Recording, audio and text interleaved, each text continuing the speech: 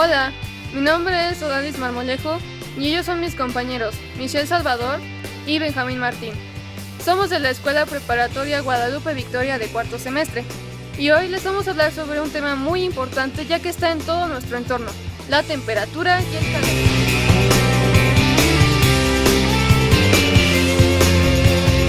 La temperatura es la magnitud que indica qué tan frío o qué tan caliente está un cuerpo. Existe la temperatura absoluta, que es representada con T mayúscula, y la temperatura cualquiera, que es representada con T minúscula. La temperatura tiene unidades de medida. La Celsius, propuesta por Anders Celsius, la cual toma como punto de referencia el punto de ebullición del agua a 100 grados centígrados y su punto de congelación a 0 grados centígrados. Es la más utilizada en México. La Fahrenheit, propuesta por Daniel Fahrenheit, que ocupa como puntos de referencia el punto de congelación del agua salada y la temperatura corporal. Es la más utilizada en Estados Unidos, aunque no es la mejor. Y la Kelvin, creada por Lord Kelvin, que es la que más se acerca al cero absoluto, a menos 273 grados Celsius, basada en los gases y utilizada para fines científicos. Para medir la temperatura se utilizan los termómetros. Los más comunes son los digitales y los de mercurio, pero tú también puedes construir tu propio termómetro en casa y a continuación te enseñaremos cómo. Lo que necesitamos es agua con hielo, 150 mililitros de agua, popote de 5 milímetros de diámetro, colorante natural,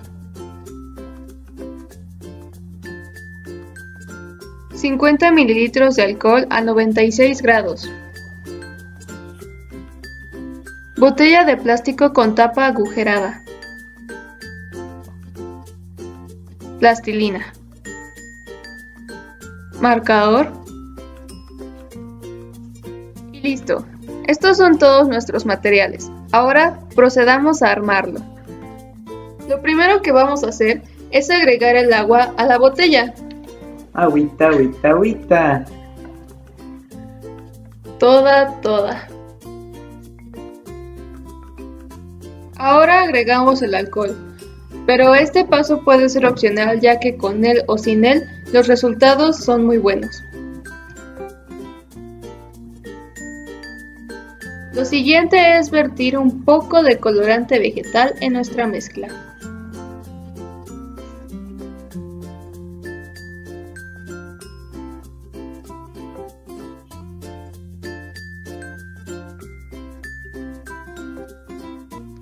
Vamos a introducir el popote dentro de la botella. Este debe sumergirse un poco en la mezcla. Ahí lo podemos ver, no se sumerge totalmente, solo la punta. Y lo sellaremos con la plastilina, para que solo entre aire por medio del popote y para que además este no se mueva.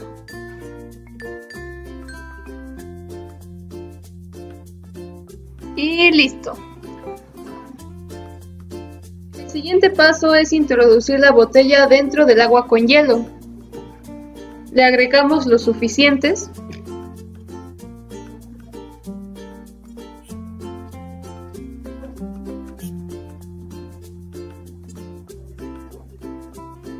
Más hielos. Ahora vamos a esperar un tiempo para que la temperatura del líquido disminuya, aproximadamente unos 10 minutos.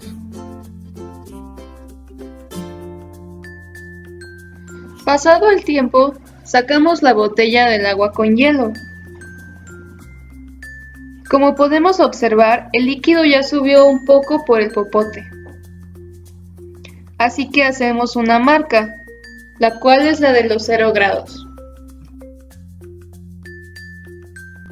Dejamos el termómetro reposar, mientras observamos cómo el líquido comienza a subir y a subir.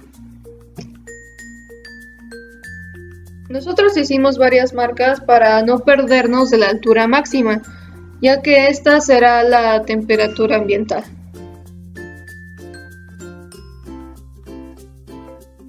Hay que recordar que existe el equilibrio térmico, Esto significa que el líquido del termómetro dejará de subir por el popote cuando éste iguale su temperatura con la del ambiente. Si lo exponemos al sol, el líquido subirá hasta igualar su temperatura con la del calor que está recibiendo. Ahora pasemos a nuestro siguiente tema, pero antes debemos entender qué es la energía térmica. La energía térmica es la energía total interna que tiene un cuerpo. El calor es la transferencia de energía térmica. Esta transferencia se da del objeto más caliente al menos caliente, y cuando estos dos logran igualar temperaturas, se le conoce como equilibrio térmico.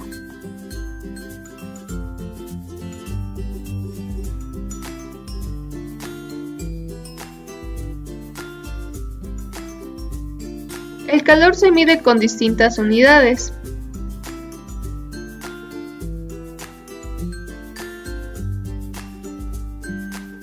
Una de ellas es el sistema técnico,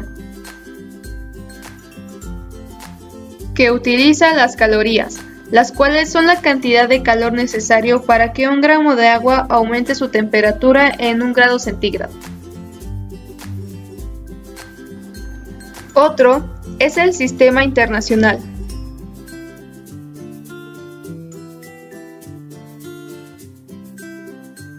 que utiliza los joules, los cuales equivalen a 0.24 calorías.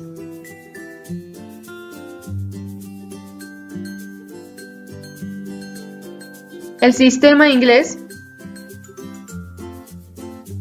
utiliza el British Thermal Unit o BTU, que es la cantidad de energía que se necesita para elevar la temperatura de una libra de agua a 1 Fahrenheit. El de refrigeración, que utiliza la frigoría, la cual es una kilocaloría negativa.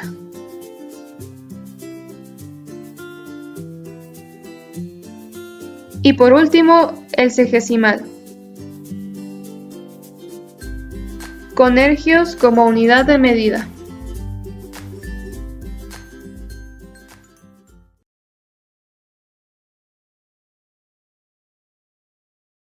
Existen dos tipos de calor en una transferencia: el calor latente, que es el calor absorbido o cedido en el cambio de estado.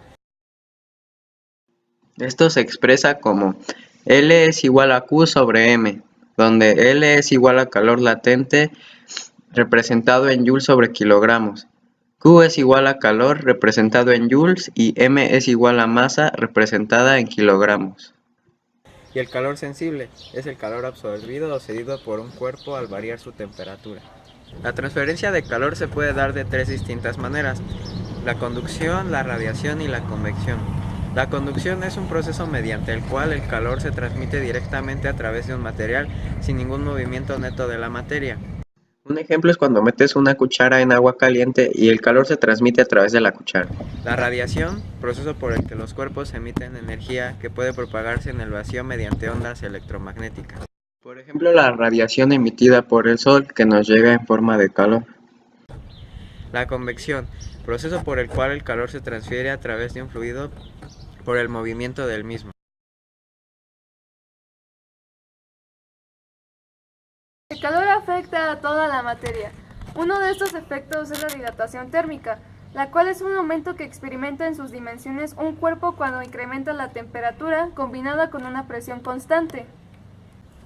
El coeficiente de dilatación juega un papel importantísimo, pues nos permite calcular qué tanto se dilata un cuerpo al aumentarle su temperatura. Aquí tenemos una tabla de los coeficientes de dilatación de distintos materiales. En el lado izquierdo están los valores para calcular la dilatación lineal y superficial, representados con la letra alfa, mientras que a la derecha, y representados con la letra beta, están los valores utilizados para calcular la dilatación volumétrica de esos materiales. Existen 3 tipos de dilatación térmica. La dilatación lineal, que es el aumento en la longitud de una barra que es proporcional a su longitud inicial y al aumento de su temperatura. Se expresa como VL es igual a coeficiente de dilatación por longitud inicial por variación de temperatura, donde VL es igual a variación de longitud, A es igual a coeficiente de dilatación, LI es igual a longitud inicial y VT es igual a variación de temperatura. La dilatación superficial, que es la dilatación de la longitud o ancho del material, como si se ampliara una fotografía. Se expresa como variación de la superficie es igual a coeficiente de dilatación por área inicial por variación de temperatura, donde VA es igual a variación de la superficie, AF es igual a área final, AI es igual a área inicial, Y es igual a coeficiente de dilatación o 2 alfa, VT es igual a variación de la temperatura, temperatura final menos temperatura inicial, TF es igual a temperatura final y TI es igual a temperatura inicial. Dilatación volumétrica. Se refiere al aumento que experimenta cada unidad de volumen de la sustancia al incrementar en 1 grado Celsius su temperatura. Se expresa como variación de volumen es igual a coeficiente de dilatación multiplicado por 3, o sea, beta, por volumen inicial por variación de temperatura, donde la variación del volumen es igual a volumen final menos volumen inicial y representado en centímetros cúbicos. El coeficiente de dilatación es igual a 3 alfa. El volumen inicial y volumen final en centímetros cúbicos y la variación de la temperatura, que es igual a temperatura inicial menos temperatura final. Otro efecto del calor es el cambio de fases. Existen 3 estados de la materia: sólido, líquido y gaseoso. Al modificarse la energía en el entorno, los elementos pueden cambiar de estado de agregación. Todas las sustancias pueden existir en los 3 estados de la materia si se encuentran en las condiciones adecuadas de temperatura y presión. Los cambios de fase se realizan suministrando o extrayendo energía, acción que consiste en separar o juntar las moléculas de la sustancia. Ahora, cada material tiene una distinta capacidad de almacenar calor. Le llamamos capacidad calorífica a la energía que necesita para elevar 1 grado centígrado la temperatura de una sustancia. Se expresa como C es igual a Q sobre VT, donde C es igual a capacidad calorífica, representados en joules, sobre grados centígrados, Fahrenheit o Kelvin. Q es igual a calor, representados en joule. VT es igual a variación de temperatura, representado en grados Celsius, Fahrenheit o Kelvin. Algo que también es importante es el calor específico, el cual es la cantidad de calor necesario para poder elevar una temperatura de una unidad de masa de una sustancia a 1 grado centígrado. Se expresa como Q es igual a M por CE por VT, donde Q es igual a calor, representados en joules. M es igual a masa, representados en kilogramos. CE es igual a calor específico, representados en joules sobre kilogramos, por grados Kelvin, Celsius o Fahrenheit. VT es igual a cambio de temperatura, representados en grados Kelvin, Celsius o Fahrenheit.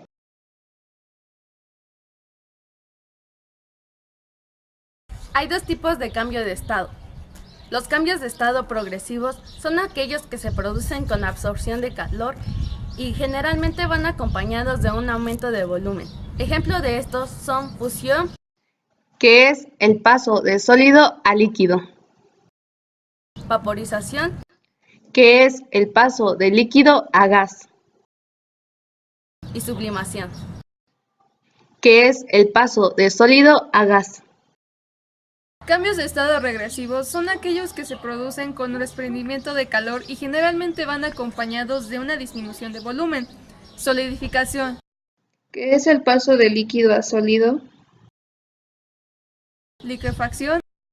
¿Qué es el cambio de líquido a gas y lo podemos ver en un encendedor? Y sublimación. Inversa, que es el paso de gas a sólido. Son ejemplos de estos cambios. Como ya habíamos mencionado, el calor latente o cambio de fase es la relación entre la cantidad de calor que se absorbe o se libera y la masa del material que experimenta el cambio de fase. Es expresado como L igual a Q sobre M, donde L es igual al calor latente representado en Joule sobre kilogramo, Q es igual a calor representado en Joule y M es igual a masa representada en kilogramo. Hay dos tipos de calor latente. Calor latente de fusión. La sustancia experimenta un cambio de fase de sólido a líquido. Calor latente de vaporización. La sustancia experimenta un cambio de fase de líquido a vapor. ¿Recuerdan la ley de la conservación de la energía? Dice que la energía no se crea ni se destruye, solo se transforma, pues es lo mismo con el calor. Calor cedido igual a calor ganado y viceversa. Esperemos que este video les haya servido. Denle like. Compartan. Y a favoritos. Adiós. Maestra, pónganos 10, porfa. Necesito a poco, ¿no, carnal?